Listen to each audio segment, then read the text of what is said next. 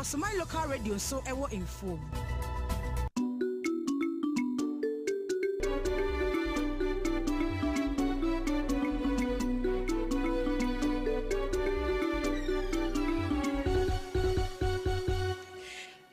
Abo Arishimama higher than German radio Kunuba Kona Tripo and Kuno and a year a Juadaju Busumida Tosu edu anymore Fimpi no any a Junu Ensiamu a Brasso Sans Mahudo and Sasso and a year Dani a trip at a sum say a rapper to Bracassi and Senados Yepa Nemum and Yenumusama but to be and the same a year addition more sentimental moments and the Atari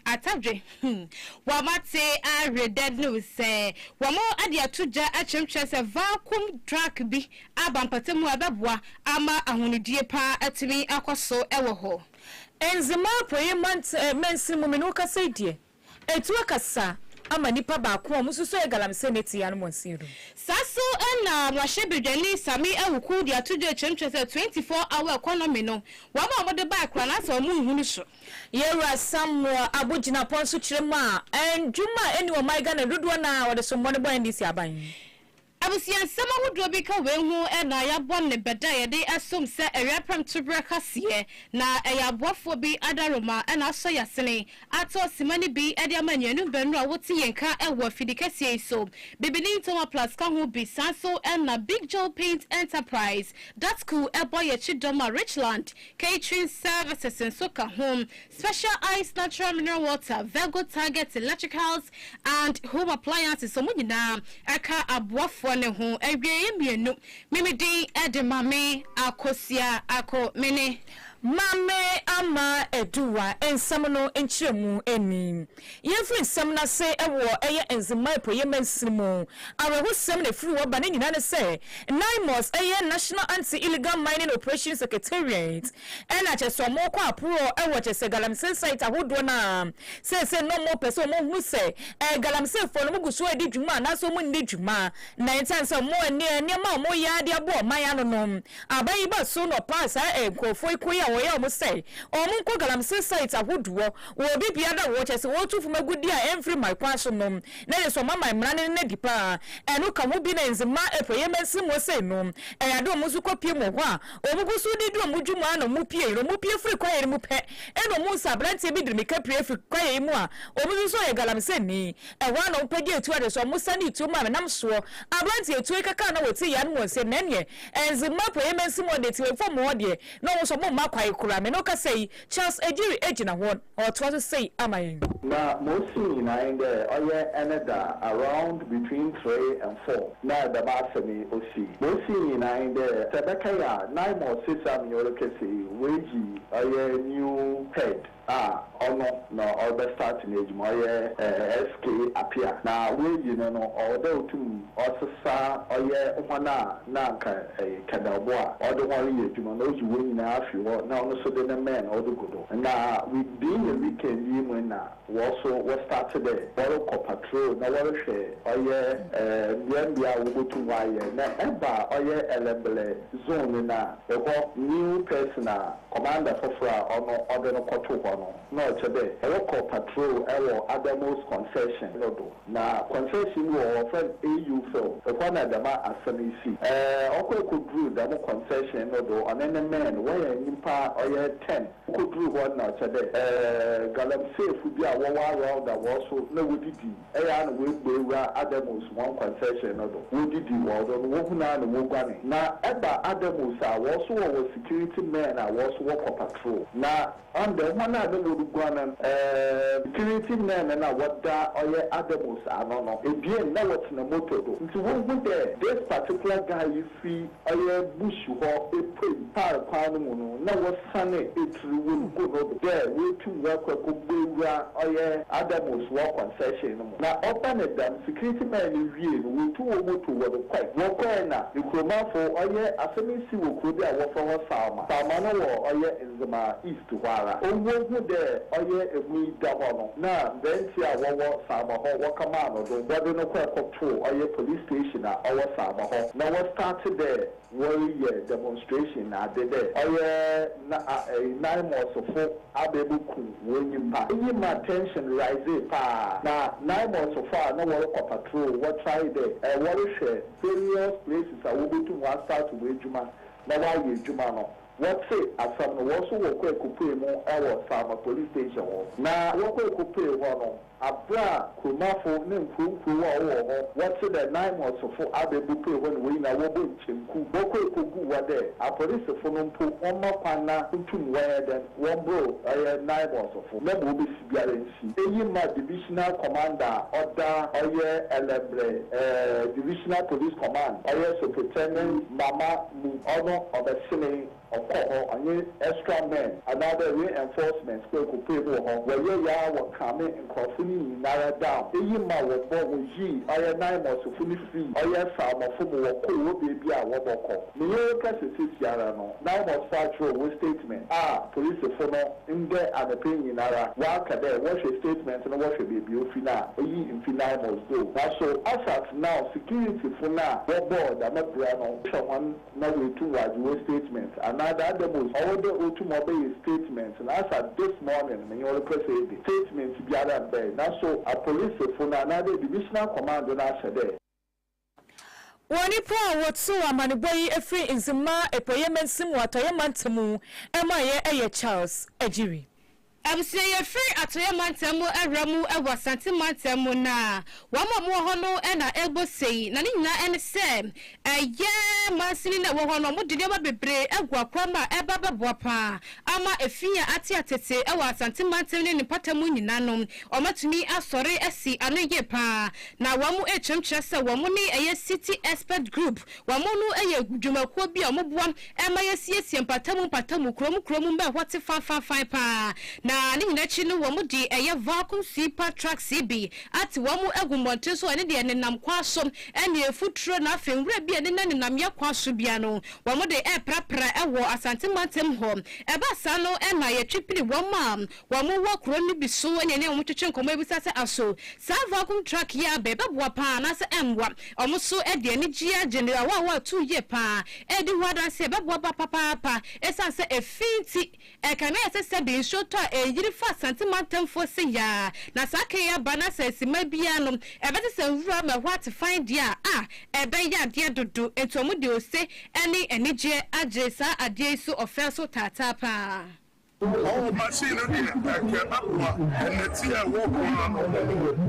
no second. And then, you know, how I depend in on itself. That woman so if you resist, I said, what they said to walk. So this guy that machine in that point is what one in a position. And I said, I'm ball idea on my buyer. Yeah, I think I would be in a car. Nanta would be a pot, and then what happened? I need to ball a free fever or a big yard. It is a see, and I am, and I can't so good. I'm so that second sleep. Resident to say to me, I'm on them. So, on this and so late for an age, up my walk one. I'm a baby, I'll maybe you stop and I'll be rude also. I'm proud. Oh, maybe I want to be back. I say, you honey bank, you Absia way additional bi omo santimantem wo muka enadwe yati Yagusu Jina Santimantem na Ghana Water Company Limited. Omofo wa Santimantem penyina wodan wo Dr. Hansen Mensa Akute. Wono no ne atwi ko na wo kire se Barekasi water treatment area no. Ayade okosha bisania nka kwaye bi wo wanka betumi abɔ ho ban no. Nkofo kwa kwadwedwe ni na dodo na esisi dan wo ho. Ebi so de yekua, ebi so de tutu hwie firi ho, ebi so de ye galamse. Wo se no ka wo bi na hadwiri pa na kyese. Share ya sa Barekasi water treatment area no ebesai pa eno nam so bi na se wo so woka se se omu dwedwe omu dua no 5000 omu de etwa Barekasi dam no ho ahia se be betumi aboa na nkofo ha bia emba wo de sanse wo nyina tu dwa embra endua no eduru so omu dua omu de ewo patem ho. This exercise is critically important and significant for the reforestation of this enclave, which we call the catchment. Actually, this catchment is supposed to house the entire stream that serves the main offensive river, for which we abstract for treatment to serve the people of Kumasi metropolis. Importantly, the reforestation is one of the important aspects of activity we want to carry to make sure that most of the protection of the surface water is assured. And that protection is such that we can ensure there's a better climate condition over here, where rainfall will be very more exactly important. Temperature will be very good for the river source to be available all the time, and we'll make sure that this resource we have is almost always available for our abstraction. And we think that because the resource can also, in other words, depletes because of the activities around, especially by farming or illegal logging of trees, or by indiscriminate probably a building of activities or sound within the area, because serves almost all the catchment volumes that we have there. Currently, as I said originally in the morning, I said that the entire square of this place is about 16 kilometers square distance, and we have degraded almost about 10 of it, remaining about 9 kilometers square for us to protect and recover the 10 back to the 16. So what we are doing now is a recovery of the 10 in slow pace over probably a 10 years period. Waripo yakwatene nka kopiemu ewo santimantimu a Ghana Water Company Limited ni fa wo no no na epanyiripa wodano Dr. Hansen Mensa Akute na no wachi no na Mensimu no Forestry Commission ni pa wodano eye Abraham Esse wo rei enso di tudwa so mo so no omobomode abomotam ye papa aboa machese nkwaye a omotwagu woni nsase omoseri nyina no ombobom ba no eka ho binti eno omoso abu omudwedwa sa nduan ewo mpatemu. Ensuring that our degraded landscapes are restored. And so the president launched a special initiative that has been the Tree for Life Reforestation Initiative. Last year, March, the Atumang of the South municipality area specifically. And so on that occasion, about 30 million tree seedlings were planted afterwards. And so every year the initiative continues, or the project continues. And so this year it has started again. In fact, we launched the national one last week. And so the Ghana Water Company made us aware. In fact, they are in charge of the management of the Barikase water treatment area. So they are in charge of the catchment area and all the environmental issues there. And so they came and told us that they want to take opportunity of the Tree for Life Reforestation Initiative to also restore some degraded portions of the catchment area. And Forestry Commission, we are the leading agency when it comes to the Tree for Life Reforestation Initiative. And so it was appropriate that we partner with the Ghana Water Company to embark on the project within the month and even beyond. So that is why we came to join hands with the Ghana Water Company Limited and Atumang Obiaja North District Assembly to embark on the Tree for Life Reforestation. Yes, and so I would say that the forest reserves are not under lock and key, and so we have staff who go around the reserve try to protect it as our mandate demands. But there are also miscreants who occasionally go into the forest reserve to perpetrate some illegalities, and we have never rested on our oars to bring those under control. And so deforestation, we will not say it's not alarming in the private forest, despite the fact that Wapanyina yakotini kai Europea wada Forestry Commission ano ewo Mensimu ho Owura Abraham Esse. Abusaya twaso yakwanim ewo esefo from Association of Ghana Industries etwanitia from AGI womuni Confederation of Danish Industries akaboma ebabebo pa menuma wo Africa mu hade yatumi amanagina ye pa na wabromo lanche sa dwumedie na no na Dr. Kofi Ensiam wano na bepiemu ewo makonkunu Ghana ha wo panyina wada AGI anom wade atoja etwentwese sa nkaboma womuni wo makokaboma eba boma nduma kwa swedie yade eba bo papa ye ewo oman Ghana ha. Program seeks to strengthen the capacity of businesses to integrate sustainability principles into their operations and value chains. Through capacity building programs, technical assistance, peer learning, shareholder engagements, and practical implementation support, Savvy will help businesses identify sustainability risks and opportunities facing businesses and translate them into concrete actions that improve their performance and competitiveness.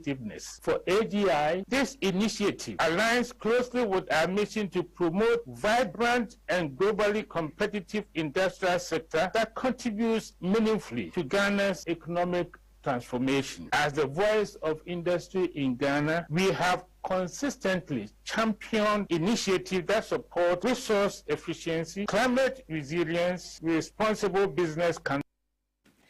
Dr. Kofi Nsiapoku opinion wada AGI ano. Ewusian from Kopiem e mashibedwe fie na mashibedwe ni emma adehye omo edamongo eye chese owura samwa abugina po ni nyamfo yi ono na chese mashibedwe fie na anu afie do modi nkomo a na odi nsem tudwa na wo chese ye hwe oman Ghana mu ade bako a ha oman pa ene chese unemployment no edwuma ni oman Ghana mu tama mbeburu dodo na asabi omutamatuo no mu digina kwofo so jiska firi omo ho enu mu na wo chese ono de owo data obetumi aka no machibede fio say e Ghana man panyi dada na nado da koku fadro mira wo fura ban mu no unemployment rate na ye o hamuchichemu eduasa na so ndisi abai ba so de ati etese pa ento no de wo si dua so pa aka say e ye de ndisi abai e ba so yi unemployment adroso wo man Ghana mu pa eno na wo che say no de akozere se nko mebua pa amo bi aka na dwuna bomu na motumi aboro pa kwa bi so ro ma adwuma bu e wo man mu wo kire ma ndisi abai ba yi o mu de hye bi ebe ne gu akwam a 1 million coders yi wo se no sika omutwa kwa okrampo eyade etesa awe pa na enso sika omutwa kwa yese free sanitary pad initiative no wo se do so papa we che se ndc aban ni mmeburu so obema wodwuma na wanka se adwuma wo so de beba na etumi ama mmeburu anya adwuma no sika anka wo so utwa kwa na do so sika yi wo de sika fie bi na kwa wo na mum sanitary pad a yade bema mofra no mu no a che so mu so be bobo masene no na odi sika kese kwa ho wo se sika omutumi ede kopie mo sa sanitary pad initiative no aye 290 million Ghana cedis and na chese sika omode ko aye million ko 1 million coders ni adwuma wura program no o say 100 million Ghana cedis we trade o say we dey the perfect say aye dey ndisi aban no mani ni adwuma bi so emma aye beburu e wo mayimu. The point I'm making very simply, that the Honorable Kojo Oponkroma posed a question, had we solved this problem? And I'm saying that our colleagues on your right-hand side, the NDC majority, is strenuously arguing that they are solving the unemployment situation problem in Ghana. I'm saying that if you're a young man watching us, you will be the best judge whether the unemployment situation is being solved. And I've just given data to indicate, the Speaker, that the unemployment situation in Ghana today is gotten worse. Akufo-Addo left with 30% unemployment. President Mahama and the NDC today have taken it to 34.4%. That is the data. I'm not making it up. Mr. Speaker, let me say that, Mr. Speaker, what is the government doing about unemployment? The budget of 2026, the government committed to create 850,000 jobs. They said they will create 250,000 jobs from integrated oil palm. Mr. Speaker, they said they will create 500,000 jobs from Big Push. In the integrated oil palm, in 2026, they were going to acquire land. That's all they were going to do. And then Big Push, they said they will create jobs for masons, for carpenters, and so on and so forth. All those are important. However, we are talking about youth graduate unemployment. What is the government's plan to tackle youth graduate unemployment? Mr. Speaker, the government is committed 290 million Ghana cedis to purchase sanitary pads. And yes, when it comes to 1 million coders and when it comes to a Jumawura program combined, the government is committed 100 million Ghana cedis. That is the question of priorities. If you give a young woman a job and the young woman earns money, the young woman will be able to purchase her own sanitary pads. Mr. Speaker, let me conclude by saying that government across Ghana says they are solving unemployment by building 24-hour markets. The Speaker, today in Ghana, even in the Africa, are not purchasing goods and Wari pa yo kwatini kai yo penyina wo jire mu adehye mo da mango ayi woni mnyafo Samuel Abu Jinapo. Eni abusia Abu Jinapo ka sege ya pe ena mrashebedwani a wano so eso madehye wo akuapem north enye onbanyafo Sami Ewuku eso sorry jane na so ade tudwa wo twemtwese nya no nko a wo miniam na wohwemu 24-hour economy initiative no mbodi abanom wa makro mo hyeda nim de se bi wo mo eye esanse obuso mo we ya no mbodi atoya obusabe ya no mbodi atoya wo si adwuma no anase initiative no mbodi baye wa mankasa mbodi baye no sebi enya de omuhunu sokora. I would like to commend the maker of this statement for bringing such an important issue before the House today. Mr. Speaker, the situation we face today, we've gone beyond somebody proposing an Indomie 133 economy situation. Mr. Speaker, the situation that we face today, the young people are not asking for pity. In our various constituencies today, Mr. Speaker, maybe my colleagues will try to shy away from that problem. There's a growing trend where the young people, after acquiring a degree, because there are no jobs, they are now looking forward to apply for another course to obtain another degree. They keep filing these certificates with a job deferred for a date, year that they cannot even tell. Again, Mr. Speaker, we were in this chamber when the NDC themselves brought this 24-hour economy thing before our very august house. We are almost into 24 months since they got into this government. And today, if you go to even the 24-hour economy secretariat, they themselves do not practice that 24-hour economy that they are talking about. Again, Mr. Speaker, another interesting phenomenon. This is a subtle introduction of unemployment tax, because as they keep acquiring the certificates and degrees with no end in sight, and somebody is telling us that we've heard these things before, we've heard these things before. Isn't it strange that, Mr. Speaker, we have the government today that they will tell you that we are launching a 1 million coders program, almost 18 months or more into their tenure. They have not even been able to onboard even 100,000 out of the 1 million. Mr. Speaker, they come and they tell us about a Dumera project. You ask them and they are not able to give you even figures to run with. Go to the Ministry for Youth Development. Even that ministry itself is under.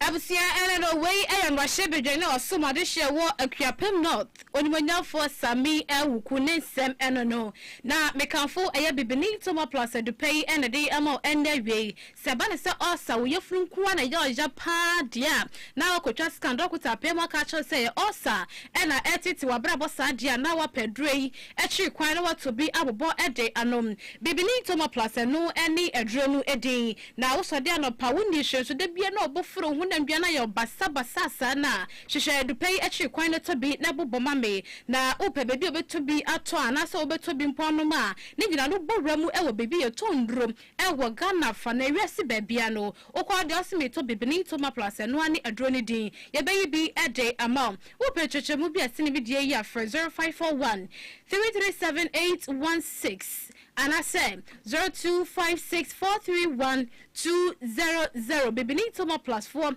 ebejo so na enchirechiremu bia esini midie yetimi ede amount ewo ho na mekanfo eye Big Joe Paint Enterprise paint papa pan fie ene eho na ope paint mu asort color bay na wope wachina ko baby ese color we de bi ewo ho wonyanko eye Big Joe Paint Enterprise akache eho no ka wo ka colors na frafra amane ya wo so penumusa etimi aka ewo ho enu ti se wutu okoto makomakumu obema obi ato dodo 0557 599 friend now obejo so na enkomo pia ho no tumi ne adi ewo ho yesi kam yesi kan ho ato ne dia na ayedunko area teachers cooperative credit union that school and na charity a efra wo mo eba say MBA savings account shares account child education account fixed deposit na ye bebie ede amount dodo sanso and na ope yesusu loan wa bi adwuma bi wo pesika kakra bi mpo ede a share adwuma mu amadwuma tumi atumpon na so wonya bi onko aya that school okwa wa mono tena se wacha ne 2 minutes pe de opa bia ye de bama ewo ho de nya se mrene dan so am obedi no kra na wachia ede ama wa mo se hwebe kwa ye wo ho wase akropon dia so dunkwa obehu ye Kane Fishing Corporation dynamo na opa atena ye kase no so na wawramu ewo Forestry Commission nchen ho bibia ne so afra wo mai ewo 0332228000 ye bejo so na that school ye no abonkomo ye pa Richland Catering Services in so toto ebia na unkofie ntem wuntumi enu aduane enia wo de abomodin se obefra eye Richland Catering Services eba ne jollof fried rice eye plain rice and tomato stew na eba de banku ene ne tilapia no eba no se banku ni entwimo kope wanta ho fa fashion to ho so a wo be ye dodo ede amam ene ne nkruma stew no so twetwalai sanso ena eba ne konkonte ena be kwan ene ne nkaten kwan no so be ye big dia ma kama na wode die wie na ede obenum eye juice bi ade akunu wakoma ene so bolo coconut pudding na eba ne pastries no so ye meat pie ye rose bread ye pizza waffles ni nyina no eye Richland Catering Services was se obaya efro engagement na eye na ba wo friend ya eye de bebe popo ye sano dodo ede ama obebi biada dwumedie ne ekoso ewo wiase afanani na sanso ena wo peba kumpo atumi atra mprenpren ya wo ramu ewo percent ya se dunkwa onofinye ya na wakwaji aduane bia wo pe ewo Richland Catering Services for asye 0541 192060 and that's 0542 195509 no frena baby e wo bia so betumi e deliver e de amawo wo didi we e de abere musio na ensu papa mekanfo e de amawo e special eyes natural mineral water and abelakwa ensu mu de papa every say wo kwoto anya de wo kono mawie ka so wo kono musio we ama typhoid and de keka ho de bi da enya special eyes ene eye belakwa ensu pay enye na ba party na ekoso wedding meeting gathering occasions bi eni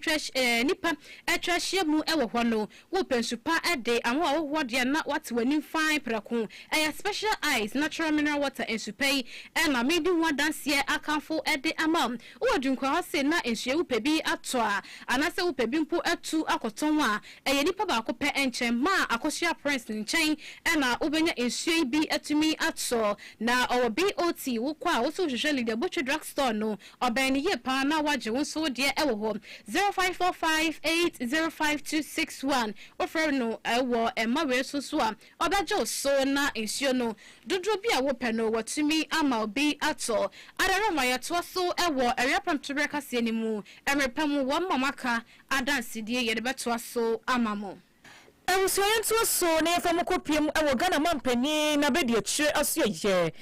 Professor Nana Jane Opoku Achimai okopiem odwumade bia se ne 2026 Annual Health Summit ewo company mantemu na okopiem no de ne kasa etu dwa wo kyese wo man Ghana mu aban abon ho mode pa wapomedi nsemu a ye gusu ankakra ye teretere ya chiemu apomedi nsemu na ne nyina machi no ene health personnel ahodo mu gufie no so ha adwere pa esanse okọ health sahudu a ebu ha dokita kwampo wa yeden ebu nso na nurse fo no supu wa yeden enti ni nyina mu no so my Ghana na emfa won se ye boy ho mode wapomudi nsem no se ye so ye boy ho so wo sa bia ho no na health center sahudu no so omo for skills ni won keka professional kra emfa nya dwuma e wo health center sahudu no wo se ni nyina betumi aboa ama ya pomudi nsem e wo my Ghana mu no etumi agina brane. Ghana has made significant progress in expanding its health workforce. Disparities in distribution remain, with many underserved communities still facing shortages. As we advance towards universal health coverage, it is essential that we address these gaps and align planning with the evolving health needs of our population. Health workers are more likely to thrive in underserved communities when they have access to decent housing, reliable transportation, security,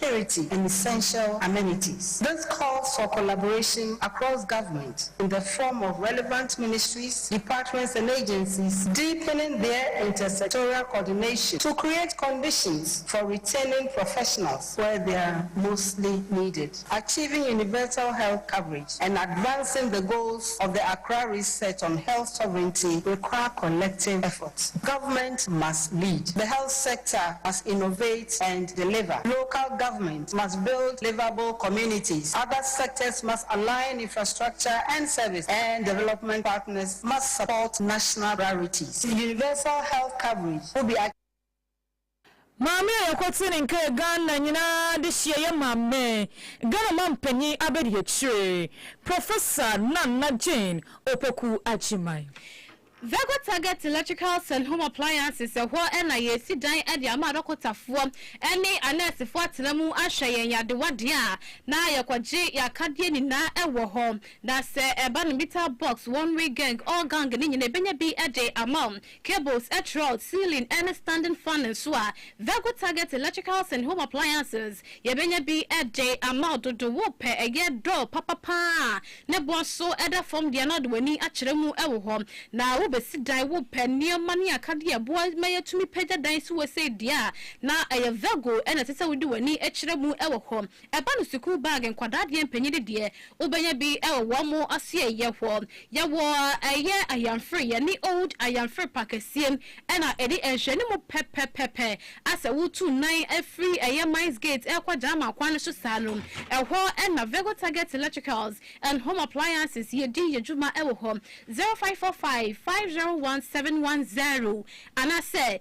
0457-235-569 ye to akoton ye gin mako ni nyina no Vego se akwenya no ewo ho edema wo bi obi biada na ye nyina we so na from Tobeka se de ba so mo ye fa ni nyina esi ewo ha enfama ye tiefo ene wo mo gye brani adaji remu ewo TikTok and afen so Facebook and so ye ma wo mo nyina kruse ene wie ye domododo ye birthday wo wana